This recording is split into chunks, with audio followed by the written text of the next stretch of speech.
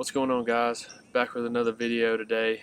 It's mid-June out here. Been feeding the deer pretty heavy, and the bucks are starting to split out to their G2s and 3s, and you're starting to be able to tell which deer are which and which ones made big jumps, and who's going to be your shooter for this year. Out here on my 3D course, I shoot the ASA tournaments pretty heavy in the off season just to keep me busy and keep me occupied, not thinking about deer. But the video that I'm going to bring y'all today is one from obviously last November. It's about using lures to get deer to come in close. The product that I'm going to be talking about today is Scrape Juice, and the one in particular that I like is Bowhunter's Fatal Obsession. They got some doe and estrus ones and some other stuff like that. For whatever reason, this just has worked great for me. May not work for you. I'm not sponsored. I don't get this stuff for free. I had someone give this to me a couple years ago, and first thing I did was spray it on a scrape, and that I just happened to have a cell cam on, and I had a doe with 2 fawns come in and stay at that scrape in daylight for an hour and a half. She would just lick it all around the scrape, use the scrape, leave, come back like 5 minutes later, do the same thing. It was the weirdest thing.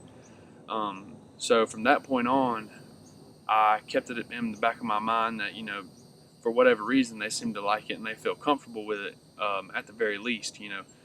For me, this has worked well from like the first week of November to November 20th as far as in hunts. But I'll use this year round when I'm, marking up scrapes and trying to get bucks to come to certain areas, in the early season and late season as well, when they're still trying to check a few does here and there. But y'all check out the hunt, and we'll talk a little bit more about it afterward.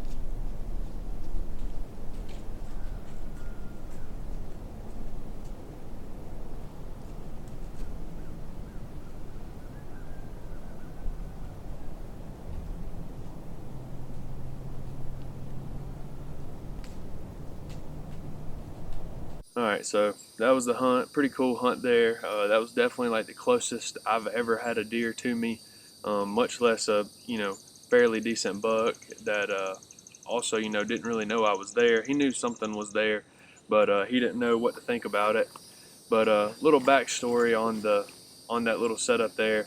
That was in the heart of one of my main properties that I hunt. Have been hunting for many years, and it's a big growed up flat with a bunch of pines and thicket, and then off behind there is a big like side of an oak hill, and then it's a ridge on the other side of me with another big oak hollow that parallels this one. So just a big travel area, and I got a food plot right there in the middle of it. Tends to have a ton of deer just travel through there, a ton of does in there, and during the rut the bucks are just all over the place right there, moving around, chasing does, that kind of thing. So during the night, I woke up and saw that there was 3 or 4 bucks chasing does. I was hunting a couple of messed up deer. I had a big half rack deer that was in there, and I also had a big ugly 7-pointer.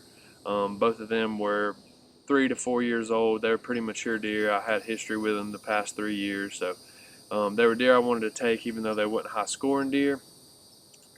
So where I messed up was I was a little bit late getting in, and also had a little bit of a sketchy wind. So when I have a little sketchy of a wind, a lot of times I'll use some sort of deer lure. I typically will spray it in a trail that leads somewhere out to a shooting lane for me. But on this particular day, I was running late, and I just sprayed it on my boots and kind of halfway walked out to a lane where I could get a shot from. And I should have known better than this as many times as it's bit me in the past. But luckily, it didn't result in me missing a big deer because neither one of those were big enough to shoot. But yeah, so running late, sprayed it on my boots, climbed in the stand. You can see I'm knocking an arrow and trying to get my quiver off my bow and hooking my camera up when the first buck comes in, and it was just a little 1.5-year-old spike. Comes into 7 yards, whatever, and then the bigger buck, which I thought was the nasty 7-pointer that I was wanting to shoot, comes up the food plot, same deal. Comes and gets downwind of me and walks up right to my feet, and he's fully convinced that there's a doe there, and they end up working out from away from me, around behind me, to where I started the scent trail as well, So just worked out really well. I'm not sure what it is about that product. I've used several other things, Tinks, Code Blue, buck bombs, that kind of thing, and I never really had that much success. But for whatever reason, Scrape Juice, Bowhunter's Fatal Obsession, just works incredible for me. And it's worked in multiple places too. If you go back to last year, the Heartbreak hunt that I posted on my channel, where I had Pretty Boy come in straight downwind. It was another one of those situations. The wind was kind of sketchy. But in that scenario, I wasn't as worried about it because I had a 20-foot deep ravine behind me. My stand was butted up against that, and I figured he couldn't get in front of me there. Sure enough, he come down the downwind side. I assumed when he's right there in the open at 17 yards facing me, he was going to take a right, walk in front of me. Didn't happen. He walked to the left, and I guess looked down in that ravine for the doe or whatever, and ended up catching a whiff of something and looking up at me in the tree, and the rest was history.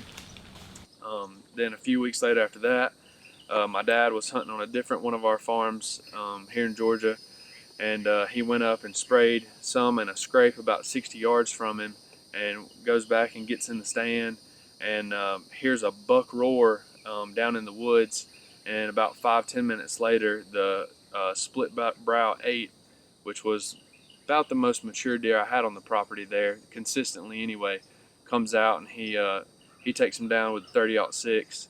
And then another hunt that happened just a few days before this one, up in Kentucky, we were hunting a real big deer, and we had a standing cornfield. My buddy Coleman was trying to kill this deer. He had his heart set on him, and I actually sprayed it purposefully on my boots, walked a fence line that went straight to his stand, loaded a scrape up, and then walked back out and took my boots off when I got to the end of the field so I didn't spread it out anywhere else. And that buck actually came running by me about 2 hours before dark chasing a doe. He got off the doe, went diagonal about 800 yards across this cornfield to pop out at Coleman's feet at 25, 26 yards, and unfortunately he didn't make a good enough shot, and he ended up hitting him like high in the neck, high in the back, and he lived to see another day. Now we're getting pictures of that deer this year, and he ought to be a monster for this season. So we still got our hopes up to maybe get that deer. We call them 9 lives, but anyway, so this product for me, for whatever reason, has worked well in multiple states, you know, here in the Southeast and, you know, borderline on the Midwest. But it's just something to think about. Always spray it on objects away from your tree and not on you when you're using this. Grape juice and Bowhunter's Fatal Obsession has been awesome for me, and it's definitely something that I'll be carrying with me.